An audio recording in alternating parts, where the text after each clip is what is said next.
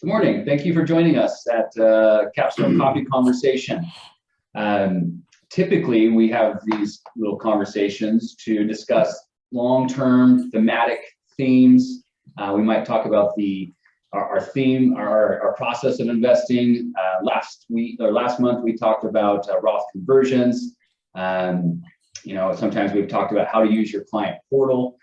So typically, we're discussing topics that are kind of timeless. But today we're going to talk about the current events. We've had a lot of questions. We're taking a lot of calls right now.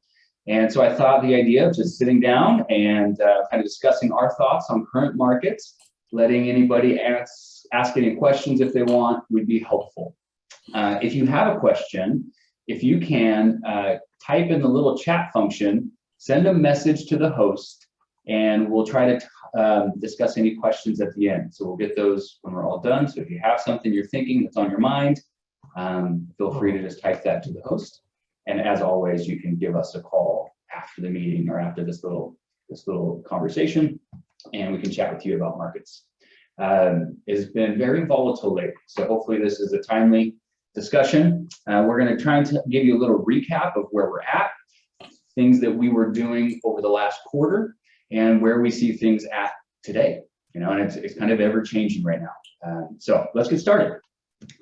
Number one, just a recap of markets from January 1st until today, March 8th. It's been about 9 to 10 weeks of the first quarter. And so where do we stand? It feels pretty ugly. We've seen a lot of red for the first two months and a change.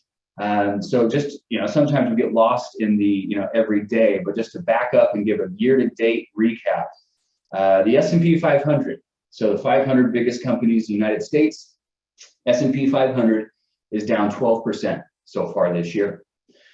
The IFA, Europe and Far East and Asia, the International Developed Index is down 15%. So domestic down 12, international developed down 15. Emerging market index is down 11. So 12%, 15%, 11% for emerging.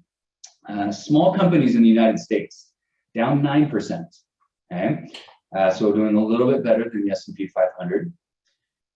Where we start to see the biggest divergence, those numbers are all fairly similar, right? Down 12 in the US, down 15 international, down 11 emerging markets, small companies down 9, so 9 to 15, kind of depending on small companies, international, emerging, or US. The biggest divergence is what types of stocks you're owning, regardless of where it is. So again, the S&P or the international index are the same type, but they're just located differently. What types of stocks you're owning has made the biggest difference. The growth index, so S&P 500 growth, that is down 18% so far year to date. So the growth index would be companies that are typically found in the technology sector, but you'll see if you're kind of looking at the growth index, the names you'll see there often are Amazon, Microsoft, Tesla, Facebook, NVIDIA, and on down the line. Okay, so that's the growth index. That's down 18% so far year to date. The value index is down 5. Okay, so the value index, again, S&P 500 value, companies that you'll see typically at the top of the value index, Berkshire Hathaway, JP Morgan, Disney, Bank of America, ExxonMobil. Okay, so you'll see a lot of financials and energy, maybe even a little travel in the value index. So the type of stock has been the biggest contributor or detractor from your performance so far. And I guess so far they're all detracting a little bit. Even the value index is down 5, but being down 5 relative to the growth index down 18, that's the biggest difference. So types of stocks have mattered. And what we've kind of been preaching to clients and to ourselves lately is the price that you pay for equities or stocks matters, and the price you pay for bonds matters as well. Valuation is important when rates or inflation starts to go higher. When rates are at 0, there's really very limited consequence to being very aggressive. right? There's no downside when inflation is zero and rates are zero. You can kind of just throw your money at everything and it can do really well. But when rates go higher or when inflation goes higher, the valuation or what you're paying for a stock really becomes important. You could buy an amazing company, Microsoft and Amazon. You could buy an amazing company that's done very well, but if you overpay and rates go higher, then those are typically most susceptible to, or they have been very susceptible to the biggest downturn when we do have pullbacks. Okay, so valuation matters. We're starting to see that more today. Just kind of, I always like to think of things, and I create analogies. It's in my personality to create analogies, so stick with me. But I always try to think of things like real estate because people have a good understanding when it comes to real estate, and they make good decisions on real estate typically. Your average person typically makes great decisions on real estate. But I would kind of say contrarily, a lot of times the average person makes very poor decisions on stocks. And so if I kind of make a real estate analogy, there might be a house that you absolutely love. It's got all the features that you like, it's got the right size, it's got the right amenities, and the seller says, and it's going to be X price. If that price is worth more than what you know it to be in the market, the average person would say, you know what, I love this home, but no, that's too much, right? Or there might be a house next door that you don't really want, that is not, you're not gonna live there. It might be in foreclosure, maybe it's kind of dilapidated, but all of a sudden, if you said, hey, they're giving this house next door away for, why? You might say, well, I don't want that home, but I'm gonna pick it up, right? So if we can kind of carry that analogy from real estate to stocks, unfortunately, the average person says, this company's doing really well. It's a nice, shiny company. I don't care what the price is. My neighbors made money on it. They've made money on it. My coworker, et cetera. I'm going to buy it no matter what. It's going up, right? And on the flip side, sometimes when companies get very cheap, they've gone down a lot. Nobody really wants them. The average person will say, no, I think I'm going to sell it also. I'm going to sell it also. I don't like it. It's done poorly lately. My neighbor sold it. My coworker sold it. Nobody's buying it. I'm going to sell it also.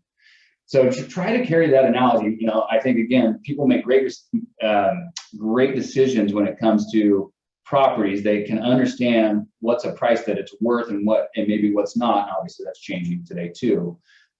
But their valuation does matter. What you pay for a company is important, especially when rates are going higher. Okay. So where were we at the beginning of this year before Russia-Ukraine? Before Russia-Ukraine, we were looking at inflation of 7 to 8%, year over year, which was the highest that we'd seen in 40 years, basically since the 70s, almost 50 years. And the Federal Reserve had been on the record and said, we're going to raise rates, and they have to raise rates. And they kind of have to raise rates what sounds like a little aggressively. At least that's what it sounded like at the beginning of the year, to try to get inflation under control, right? So in that environment, we were trying to trim areas that we were potentially overextended in, some things that had done well, and add areas of companies that had good cash flow, that were kind of cash flow strong, which holds up in better markets, or in difficult markets, sorry. And we're also adding some things like private real estate, something that we like as inflation goes higher, that can do very well. So we were kind of looking at those in that environment to start the year, higher rates and high inflation. And we anticipated somewhat of a choppy environment, and so rebalancing and kind of being prepared, having the hatches buttoned down before the downturn. The Russia-Ukraine thing has escalated very quickly. And about 14 days ago, I think we're on the 14th day, I heard yesterday, I think we're in the 14th day of actual conflict. And so that has come on and caused massive volatility to markets. There's been very little green. We had a couple days that had some maybe gave us some hope, but it's been very little green as there's a lot of uncertainty in the markets. I heard from my colleague yesterday The average decline when a conflict first starts is 22 days, or the average length of decline in markets is about 22 days. So we're a little bit more than halfway through that. I'm not trying to say, hey, we're getting close to a bottom, or I'm not trying to call a bottom. But what I would say is stocks that were a little bit expensive to start the year, and we kind of all were thinking, okay, well, stocks have done very well. They might be a little bit expensive. They're now fairly reasonable, right? Stocks at this price, if nothing happens economically more than what already is, stocks are fairly reasonable. And when you look at companies relative to fixed income, they're actually fairly cheap again, right? And so the price that we pay matters. I am not, there's a lot going on, and I'm not trying to minimize anything, but I am not afraid of stocks at these levels, right? I'm getting kind of encouraged again at these prices to say, hey, if you have cash, now's a good time to be maybe nibbling on the sidelines to start to add back in. Again, not calling a bottom. I'm not saying, hey, it's all green shoots from here, but I definitely wouldn't be saying, hey, we need to hold back because markets are going a lot lower and then we can buy back in at a lower time. I think a good idea to be nibbling at this time. What kind of things are we nibbling on? The things that we like right now, again, are the cash flow, cash rich businesses and companies that are they're still fairly cheap, but that financial category, the energy category, the industrials category, those are companies that are looking very much more reasonable. I know we've had a large pullback in the technology sector, and it feels like, oh, geez, we haven't seen these prices for a long time in companies like Microsoft or Amazon. They must be cheap. Historically and metric-wise, I would say maybe not still, and that's the hard thing as we go forward. Okay. Quick question from the field. I think you just sort of answered it, but would you sell at these levels? Yeah, good question. I actually just had a conversation with somebody this morning about that.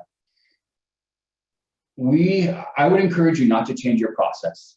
If your process is to sell stocks when they go down, then follow your process. That is not my discipline. That's not my process. So our thought would be, you are in an allocation that is right for you for a 3 to 5 year timeline, and we expect pullbacks 12% today for the U.S., right? 15 for international, 11 for emerging markets. That is very normal. There is nothing abnormal about this market at all. A 2% pullback, yes. Yesterday 2 to 3. We had a good couple days last week, up 1 to 2. But so far, markets have been, down 1, down 2, down 3, up 1. Down 12% is very normal. We can go down 12% for no reason at all. And to have Russia, Ukraine, kind of fighting for land, have oil, being cut off from certain regions, inflation at fairly high levels, and the Fed potentially raising rates, the markets are behaving. The economy is actually fairly strong. And so the markets are behaving in a fashion that I would say is very normal. I would not be selling, because that's not in my discipline or my process, or hopefully our client's process, is not to sell because stocks go down 12%. Okay. The range of outcomes gets wider the longer this goes on, right? If it's a short conflict, well, that keeps things fairly known. The longer it goes on, things become a little bit more unknown. So it does bring in some added risk, but I do not see us standing at the foot of the long, dark abyss and beginning World War III. And I'm going to knock on glass or wood, and that's my hope, I guess. I don't think that benefits anybody, and I hope everybody can recognize that. But I do think at some point this does end and there's recovery. And I think right now markets are becoming very reasonable in price. And so if you're able to be buying back in, but I would not be changing allocation or changing strategy simply because the market's down and there's some unknown things happening currently. That is very normal. The one good silver lining, I guess, is rates have come higher, right? So this time last year, we were only getting paid about 1.25% for a 10-year treasury. And today we've kind of been bouncing around, but we're right around 2% for a 10-year treasury. That's a big increase. 2% still not great historically, but in the last few years, we're getting paid more for holding safe money, right? So that's some silver lining. Bonds have, it's difficult when bond rates go higher, but once we're there, we do get paid a little bit more on safe money. So that is the silver lining that we see today. As we review accounts, our goal is to try to make the best decision with every dollar. And that simply means we're going to allocate to areas, we're going to lean to areas that we feel have either more kind of safety, but also some opportunity, but we're never going to simply jump in or jump out 100% because we don't know the future. We're not trying to make predictions, but we do have areas that we like to allocate more towards and maybe lean away from. And that's something that we do on a consistent basis as we go through and rebalance.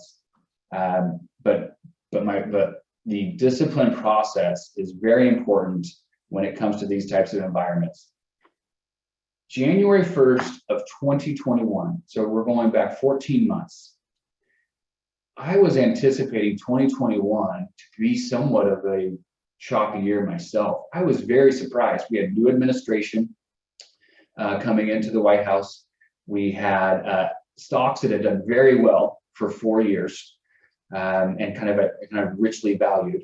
And we still had COVID happening, right? And we went through 2021, we had the Delta variant, we had the Omicron variant, the new administration was changing some things from the previous administration. Stocks performed much better than I would have ever anticipated for 2021. And I think everybody saw that in their accounts. Your accounts probably did better than you would have expected in 2021. 2022 now is giving back some of that. But if you look at it over kind of a long time period, and let's just say you throw 14 months together, if you said, hey, on January 21st of 2021, here's where you're going to be March 8th of 2022, regardless of how we got to where we're at today, I would have thought, yeah, that sounds about right. You know, so sometimes the higher return of what I would have said 2021, more than expected, now probably a little bit less than expected, 2022, this pullback, you throw that all together, and we're kind of where I thought we would be given a 14-month window rather than just a 2-month window. At that time, I've kind of ran through a few different things, gone through kind of my prepared things, but are there other questions that people have? Feel free to type those into the host, and then if there are any, then we'll take those now. One question we have, is there a way to capitalize on the current supply chain deficits? That's difficult. How to capitalize on supply chain deficits? I think there might be certain sectors that are more supply chain oriented. You know, think of transportation, industrials. Those things are become very hot item tickets. You know, if you have something that's in the transportation sector, it's probably it has very good job security right now. So industrials and kind of utility regards, and those would be some sectors that I would play, which continues to speak to the value side of the ledger, value or blend. You know, if you're looking at supply chain issues, that doesn't drive me to think of more growth technology type names.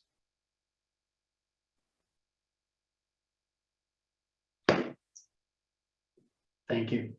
All right, thank you very much. I appreciate everybody, your attendance. Again, please give us a call or shoot us an email if you do have concerns or questions. We know this has been a very volatile environment, but you know, if I can just leave one thing with you, it is very normal. Stay the course, stick with your discipline process, and we will see you again soon.